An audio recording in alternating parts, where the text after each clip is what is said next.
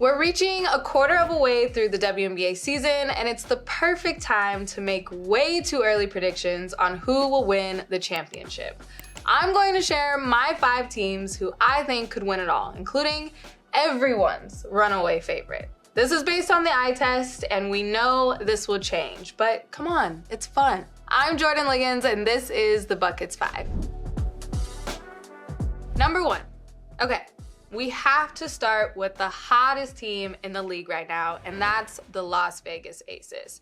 Under new coach Becky Hammon, the Aces are looking great. They're faster, they're getting out in transition a lot more, they're shooting a ton of threes. Earlier this season, they tied a WNBA record with 18 three-pointers in one game. With Bill Laimbeer as their coach, they were the least three-point shooting team each season since the Silver Stars moved to Vegas. Things are changing, and it's really working out in their favor. Jackie Young is making a monstrous leap so far this season. A lot of people, including myself, have her in the top of the most improved player conversation and creeping up in the MVP conversation too. It's been so dope to see her confidence soar in this new system, and combined with former MVP A'ja Wilson, Kelsey Plum, and Chelsea Gray, this Vegas team is going to be so hard to beat in the playoffs this season. Number 2. The next team on my list is the Washington Mystics. The question on everyone's mind is Elena Delle Donne back to her 2019 MVP ring-winning self?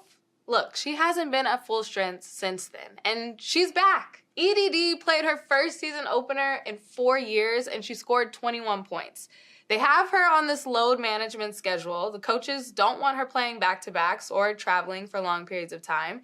To me, this is all prep so she can be ready to win another ring. If the NBA has taught us anything, it's that load management can work sometimes.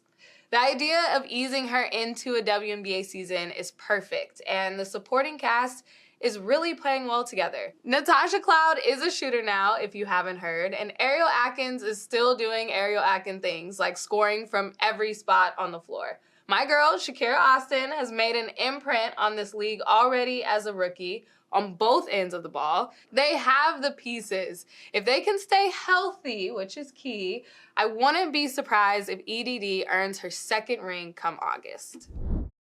Number 3. The next team that I think could win a championship this year is the Connecticut Sun. No, that's not deja vu. I believe it can happen again this year.